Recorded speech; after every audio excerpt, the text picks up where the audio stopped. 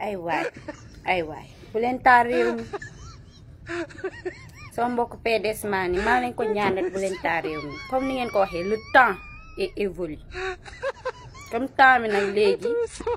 changé na avancé na waratuñu nekk fii di taal di màttante di gajjante fu nekk ñu taal ko tekk ndax loolu war nañ ko dépassé ndax loolu ngeen waxoon yéen da ngeen ne woon da ngeen di dialogue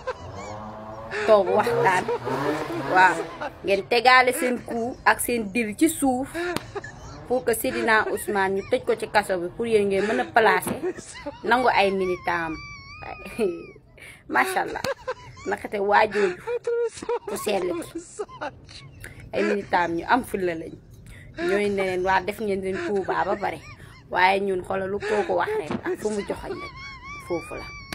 waaye bu leen taal réew mi ñun xale dañoo bëgg defaraat réew mi dañoo bëgg